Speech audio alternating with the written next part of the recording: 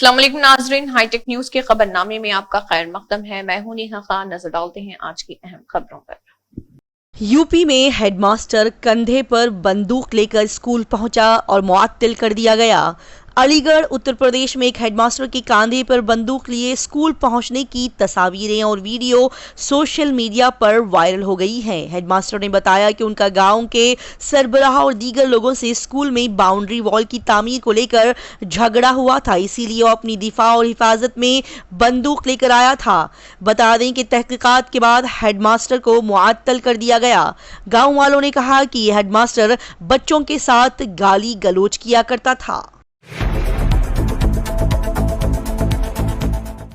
Mumbai high court ने मुंबई में दिवाली पर पटाखे फोड़ने का वक्त शाम 7 बजे से रात 10 बजे तक का मुकर्रर किया है। मुंबई हाई कोर्ट ने इस पीर को एक हुक्म जारी किया है कि मुंबई में दिवाली पर पटाखे फोड़ने के लिए शाम 7 बजे से रात 10 बजे तक की हद मुकर्रर की गई है। अदालत ने कहा कि हमें बीमारी से पाक माहौल हासिल करना है या हमें पटाखे फोड़कर त्यौहार मनाना है, हमें इनमें से एक का इंतखाब करना है और बता दें कि रियासती हुकूमत को ही ये फैसला करना है। अदालत ने आगे कहा कि हम सिर्फ फितरत पर इन्हिसार नहीं कर सकते।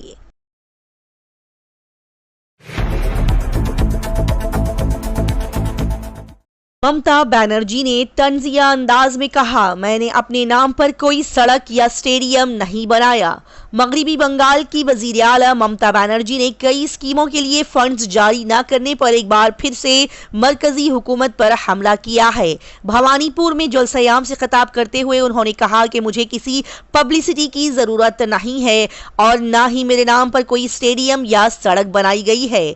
हालांकि ममता बनर्जी ने किसी का नाम नहीं लिया, लेकिन ऐसा माना जा रहा है कि उन्होंने पीएम नरेंद्र मोदी पर तनकीद की है।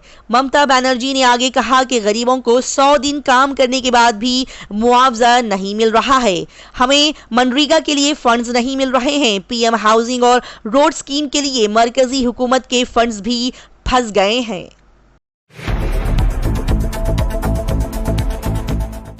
भूटान से हिंदुस्तान के रेल राब्ते, तिजारती राहदारी पर मुआहदा, क्या हिंदुस्तान चीन के इरादों को नाकाम बना देगा?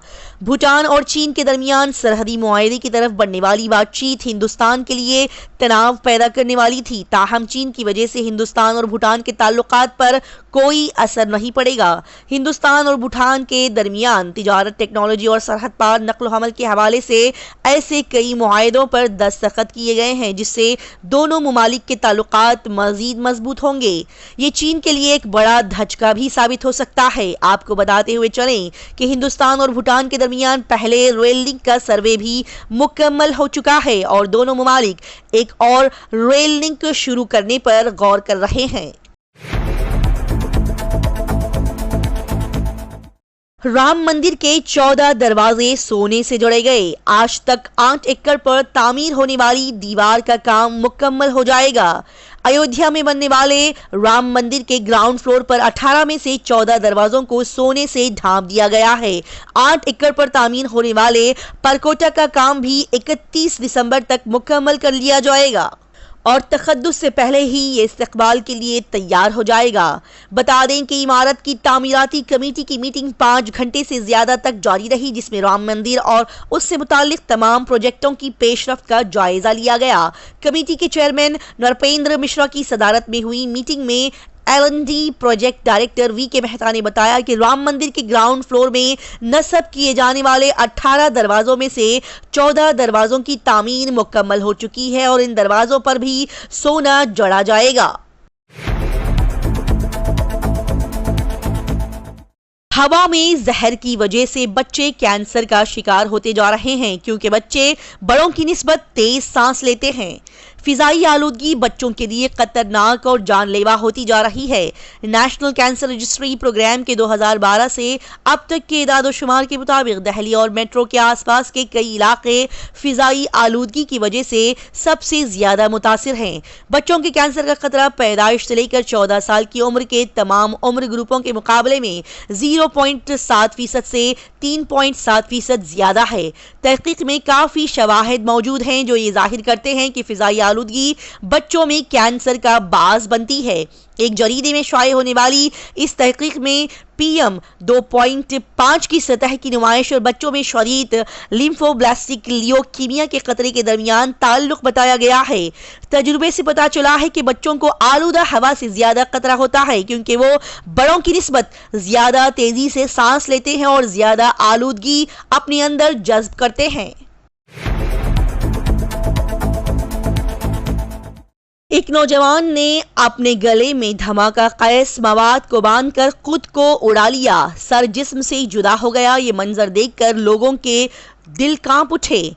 राजस्थान के उदयपुर जिले में एक दिल दहला देने वाला वाकया सामने आया है। उदयपुर में एक नौजवान ने अपने गले में धमाका खैज मवाद बांधकर खुद को धमाके से उड़ा लिया।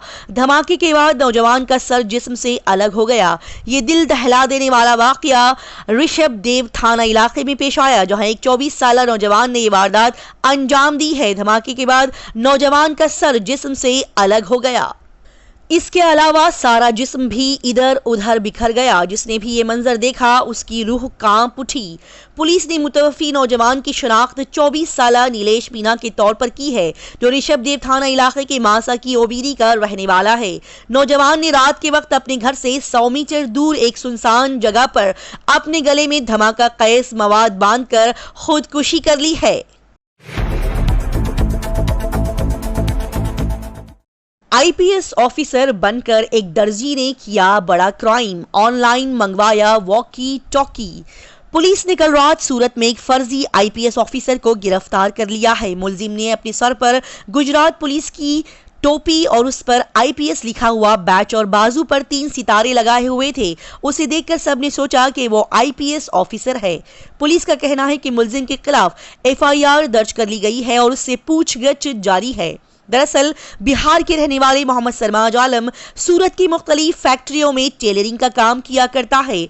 पुलिस की इब्तिदाई तफ्तीश में ये बात सामने आई है कि सरमाज ने पुलिस की वर्दी सिलाई हुई है। उसके बाद आंध्र प्रदेश पुलिस का वॉकी टॉकी, जाली रिवॉल्वर और बैच उसने ऑनलाइन मंगवाए। उसके बाद वो फर्जी IPS ऑफिसर होने का बहाना करके ड्राइवरों से पैसे बटोरता था और रिकवरी की रकम भी ले जाया करता था।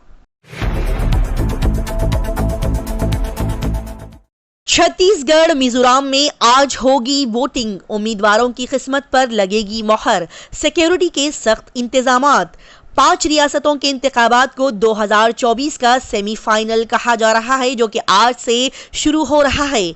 मिजोरम और छत्तीसगढ़ में असेंबली इंतखाबात के लिए आज वोटिंग होगी। मिजोरम की तमाम 40 और छत्तीसगढ़ की 20 सीटों पर आज वोटिंग होने वाली है। छत्तीसगढ़ में असेंबली इंतखाबात के पहले मरहले में 20 असेंबली हलकों में से 16 असेंबली सीटें ऐसी हैं जहां पर खवातीन का फैसला कुन किरदार है। इन निशस्तों पर खवातीन वोटर्स की तादाद मर्दों से ज्यादा है। साथ ही ये भी बताते चलें कि छत्तीसगढ़ की 90 रुकनी असेंबली के लिए वोटिंग 2 मरहलों में 7 और 17 नवंबर को होने वाली है। पहले मरहले में 20 और दूसरे मरहले में 70 सीटों पर वोटिंग होगी। पहले मरहले में 20 निशस्तों पर 19,93,937 मर्द वोटर्स, 20,84,675 खवातीन वोटर्स और 69 ख्वाजा सिरा वोटर्स अपना हक राय दहाई इस्तेमाल कर सकेंगे।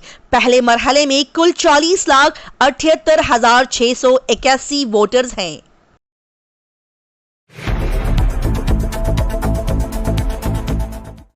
मुल्क भर के लोगों के लिए अब प्याज, दालें और आटा सस्ती कीमतों पर फरोख्त होगा। जानिए क्या है हुकूमत का ये नया मंसूबा। महंगाई से राहत फराहम करने के लिए मरकज ने पीर को रस्मी तौर पर भारत आटा के नाम से मुल्क भर में 27.50 रुपये फी किलो के हिसाब से गंदम का आटा फरोख्त करना शुरू कर दिया है। भारत आटा हासिल करने से पहले हुकूमत हिंद की तरफ से सार्फिन को बहुत सी दीगर अशियाए खुर्दनोश कम कीमतों पर दस्तयाब कराई जा रही है। हुकूमत भारत ब्रांड से चने की दाल 60 रुपये फी किलो और मटर 25 रुपये फी किलो के हिसाब से आप खरीद सकते हैं। बता दें कि भारत आटा कोऑपरेटिव सोसाइटीज और केंद्रीय भंडार के जरिए मुल्क भर में 800 मोबाइल वैन और 2000 से ज्यादा दुकानों के जरिए फरोख्त किया जाएगा।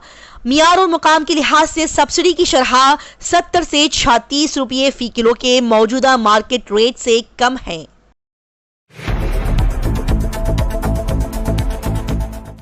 शांतो और शकीब की निस्फ सेंचुरियों की बदौलत बांग्लादेश ने वर्ल्ड कप में पहली बार श्रीलंका को 3 विकेटों से शिकस्त दे दी है। श्रीलंका इस पीर को बांग्लादेश से हारने के बाद आईसीसी क्रिकेट वर्ल्ड कप 2023 से तकरीबन बाहर हो गया था। दिल्ली के अरुण जेटली क्रिकेट स्टेडियम में बांग्लादेश ने पहले ही टूर्नामेंट से बाहर होने वाली श्रीलंका को 3 विकेटों से शिकस्त दे दी है।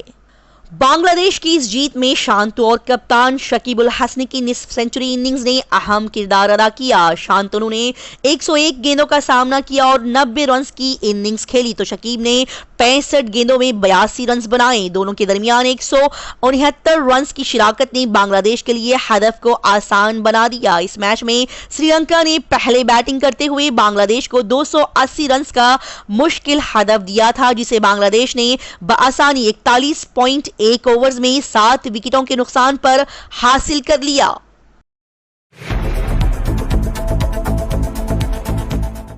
बिहार में ईस्ट सेंट्रल रेलवे में गैर कानूनी चेन प्लंग करते हुए 64 अफराद पकड़े गए। हापुड़ ईस्ट सेंट्रल रेलवे बगैर किसी वजह के जंजीरें खींचकर गैर कानूनी तौर पर ट्रेनों को रोकने वालों के खिलाफ मुसलसिल मुहिम चला रहा है।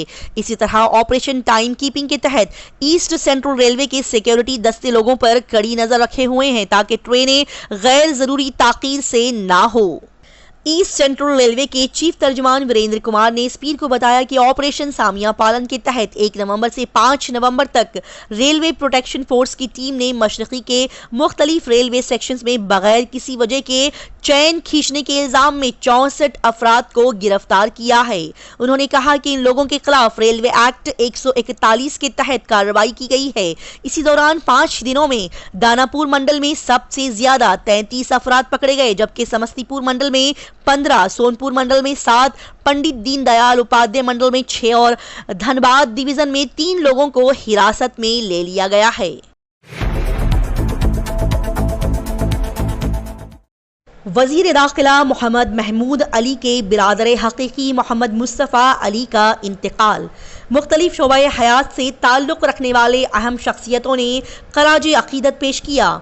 आज ये खबर इंतहाई अफसोस के साथ पढ़ी जाएगी कि शहर हैदराबाद के मुमताज़ ताजिर डायरी जनाब हाजी पीर मोहम्मद साहब उर्फ बाबू मियाँ के दूसरे फर्जंद और वजीर दाखिला मोहम्मद महमूद अली के बिरादर हकीकी मोहम्मद मुस्तफ़ा अली साकिन दुबैरपुरा का पीर की सुबह 4:30 बजे मुख्तसर अलालत के बाद इंतकाल हो गया।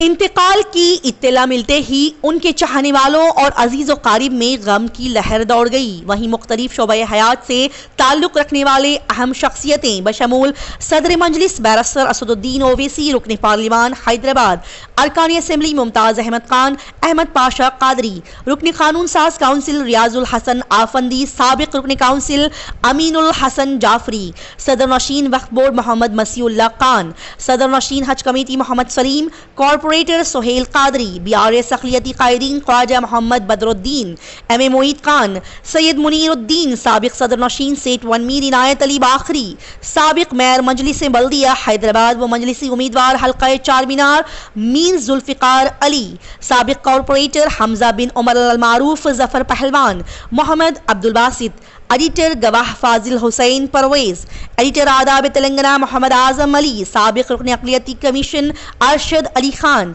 मोहम्मद मुश्ताक हुसैन के अलावा ताजिर पेशा अफराद, वकला, समाजी तंजीमों के कायदीन, सहाफ़ियों और दीगर ने आजमपुरा फंक्शन हॉल पहुंचकर खराज अक़ीदत पेश किया, जहां आखिरी दीदार के लिए मैयत को रखा गया था।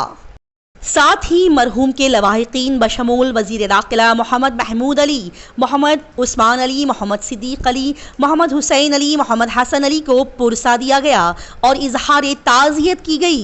नमाज जनाजा मस्जिद च्यूटी शाह में बाद नमाज ज़ोहर अदा की गई और तदफीन मुत्तसिल कब्रिस्तान में सैकड़ों सोगवारों की मौजूदगी में बदीदाए नम अमल में आई। फातिहा सेवम बरोज़ मंगल बाद नमाज अस्र मस्जिद च्यूटी शाह में मुकर्रर है। इसी के साथ हाईटेक न्यूज खबरनामा इख्तिताम को पहुंचता है। अल्लाह हाफिज।